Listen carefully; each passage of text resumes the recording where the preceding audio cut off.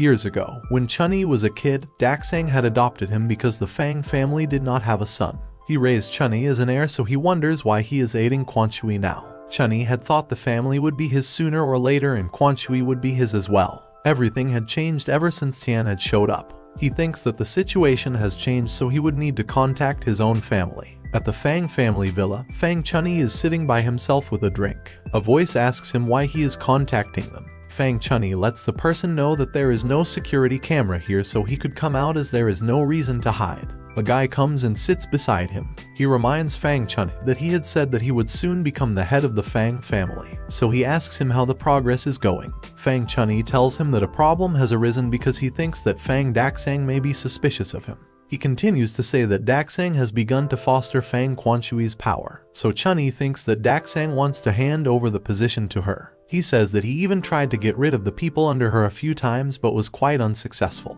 so it would not be possible to peacefully succeed as the head. So the guy replies that while he is still the #1 successor, he should go and kill Fang Daxang. Fang Chunyi says that he needs to help him do so, because even though Fang Daxang is old, his skills and abilities are still there. The dangers of directly killing Fang Daxang are far too great, so he would need the Cayenne family to set something up. So the guy asks him what his plan is, and Fang Chunyi says that the key piece of the puzzle would be Fang Quan Shui. He also says that he needs the Cayenne family to send some highly skilled people to kidnap Fang Quan Shui, and then they would send out a message saying that she is held captive in an unclaimed underground city. There are a lot of unclaimed underground cities, and Fang Daxang would send everyone from the Fang family to look for her as she is his only child. There is also a high chance that he would personally go and look for her, and no matter what happens, they could use this chance to split up contact between Fang Daxang and his skilled fighters, so they could then lure him to the place that they set up and kill him. Chunyi also says that kidnapping Fang Quan Shui would be their safety net. But if Fang Daxang really is unbeatable and somehow manages to escape,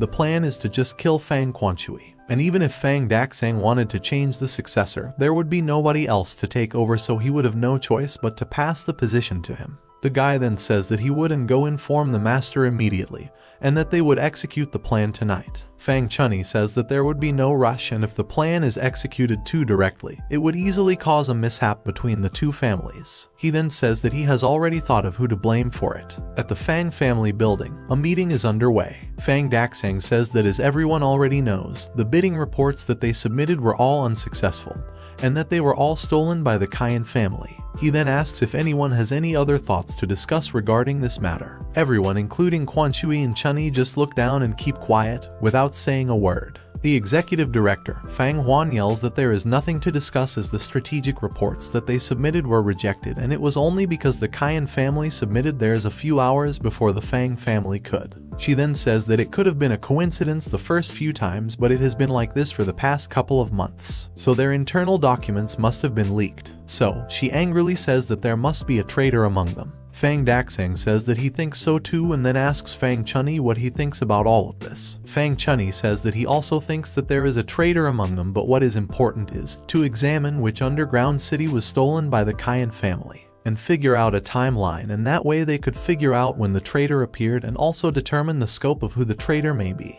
Fang Daxang says that is also what he is thinking, because based on the investigations, the leak of secret internal documents happened around half a month ago. During this time, all of their bids were the same as the Cayenne family, so Fang Huan says that they must separate and investigate everyone who joined the Fang family during that time. So, Fang Daxang asks Fang Quan Shui if Tian had entered the family half a month ago. She says that he did, but he is only an F tier, so he does not have the authority to access those documents. She also mentions how these days he only comes to raid the underground cities on weekends, and then after the raid is finished, he would leave, so it is not possible. Fang Huan yells at Fang Quan Shui to not shelter Tian just because Tian is under her. Fang Daxang orders them to stop the discussion and then says that this issue will be dealt with according to the rules, and Tian would not be excluded from it. So Fang Quan Shui has no choice but to agree to it. Fang Daxang then instructs the members of the family to withdraw the training and mission qualifications of all the new people of the past 2 months, and then rule them out one by one. After the meeting is over, Fang Chunyi tells Quan Shui that she should not be disappointed because she may know a person but not their heart, and so she would not know what kind of person Tian really is. He then tells her to wait for the results of the investigation and asks her not to worry about it. He also says that even though Tian says he has OCD, he is just faking it.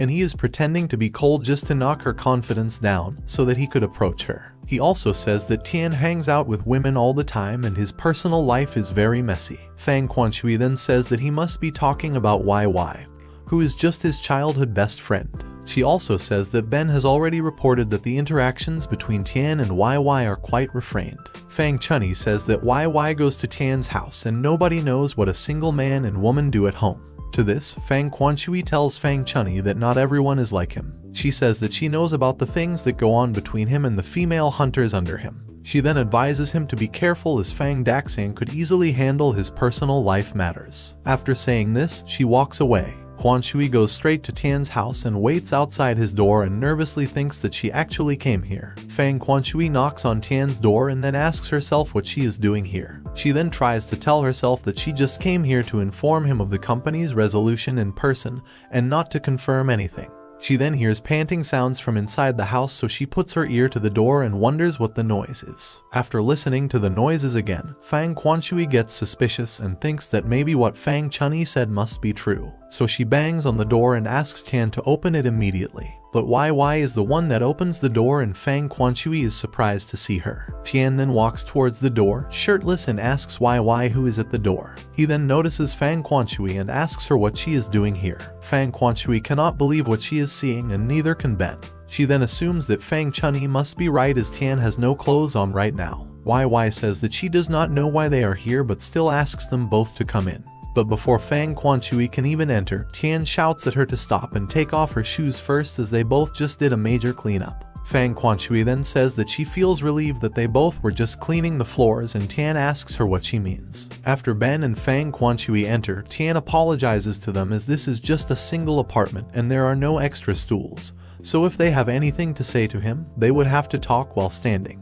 Ben says that is rude and that Tian should at least let Fang Quanshui sit on his bed. Tian says that there is no way he could allow that because he had just cleaned the room. Ben begins to shout at him again, but Fang Quanshui stops him and says that it is okay as they won't be staying here for long. She then tells Tian that there is a rumor that the Fang family has a mole, and because of this, the family is investigating him and so, he would not be able to go to the group practice for now. YY gets mad after hearing this because all this time, she had been asking Tian if he has entered the Fang family and he had never been honest with her. Tian replies that he did not tell her because he thought that she would be worried. Then, Fang Quanshui tells Tian to not worry about this as he would be allowed to train again after the suspicion has gone down. Tian says that this does not matter to him because he did not want to join them anyway, so he would just take this opportunity to quit. Fang Quanshui says to Tian that he is already one of her people, so he would legally not be allowed to leave. YY grabs Tian's arm and tells Fang Quanshui that Tian does not belong to him and that she should not be sentimental. Fang Quanshui asks YY if she does not know about the regiment policy according to which Tian is hers now.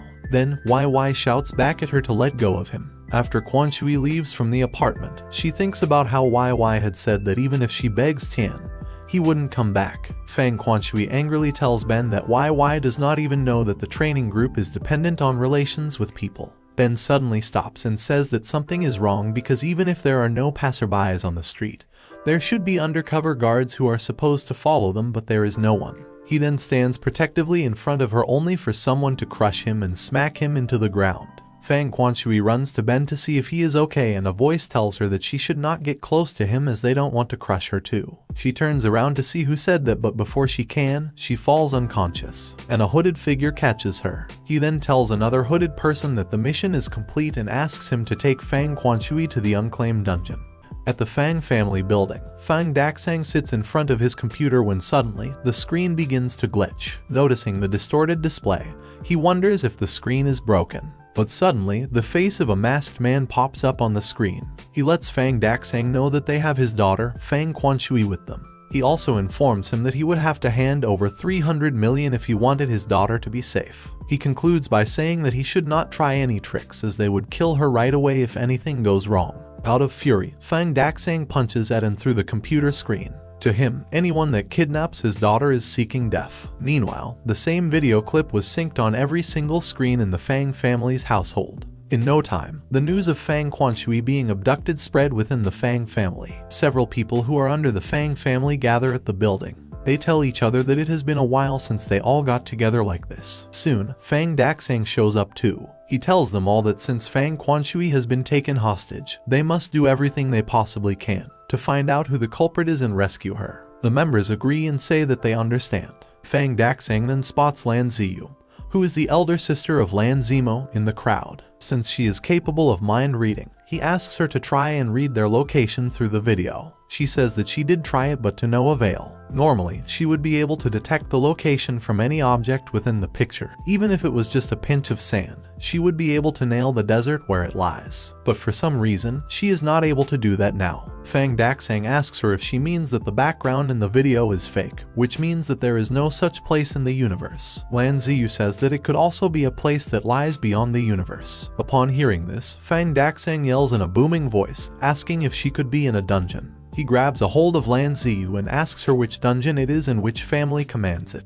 She mutters that she can't read that either. Fang Chunyi tells Fang Daxing that in this case, they could only rely on the strength of manpower. Daxing asks him what he means, to which Fang Chunyi says that they should send as many people as possible to search in the unclaimed dungeons. And if they could not find her in any of those dungeons, chances are that she could be trapped in one of the other 3 families' dungeons. Fang Daxing agrees to Fang Chunyi's plan and orders everyone to go find that dungeon immediately. Daxing and Chunyi go to check up on Ben, who is in the hospital. Ben apologizes to Daxing for not being able to protect Quanshui. Fang Daxing tells Ben that he has sent a search party to rescue her, but the search area needs to be further reduced, and they could only do this by identifying the culprits. So he asks Ben to try illustrating what actually happened so they could try to pick clues from it. Ben tells them about how that night they left Tian's place, and having detected nobody on the streets, he carried on escorting her. But suddenly, a force of gravity crashed from above, causing him to lose consciousness. Daxing is surprised to hear about the force of gravity. He tells his assistant to check the list of hunters registered with the government and give him their names. Fang Chunyi asks Ben if he said that Fang Quanshui was abducted after returning from Tian's place. Ben says that is right and that they went because Quanshui wanted to discuss the investigation of the traitors with Tian herself. YY sits on a swing in a park by herself. 2 men show up out of nowhere and ask her if she is Yin Yangshen's friend.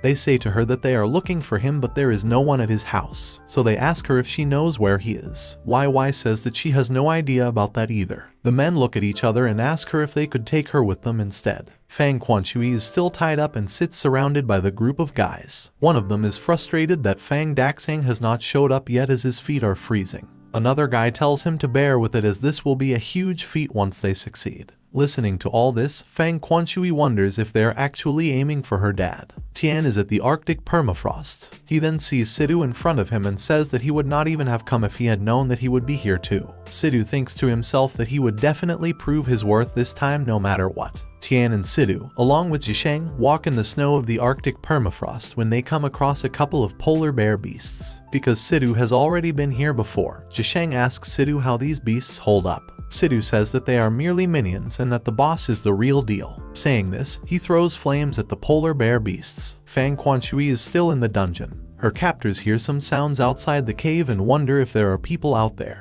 One of them gets up and says that he would go and take a look, and the other asks him to be careful and not get noticed by anyone. After the beasts have been defeated, Zhisheng appreciates Sidhu and says that it was amazing. Sidhu says that now that the beasts have been cleared, the boss will wait for them at the other side of the forest. Tian asks him if he is sure that he has killed every single beast here. Sidhu angrily says that he even burned down every single tree, and asks him what more he wants him to do. As the 3 of them continue to walk ahead, Zhisheng tells Sidhu that they need to come up with a good plan to avoid defeat from the boss. So he asks Sidhu to tell him about the boss's appearance and skills so they could plan specific strategies to counter its abilities. Sidhu explains that it is a snow falcon, and apart from its absurd agility, it is also capable of generating air blasts, which can counter his flames by flapping its wings. He also says that it even has the ability to bombard them with frozen crystals. Sidhu would not be able to melt the ice completely with his flame because the falcon's attacks consist of a fusion between 2 different elements. Zhisheng thinks to himself how it's always been thought that fire is the best counter to ice,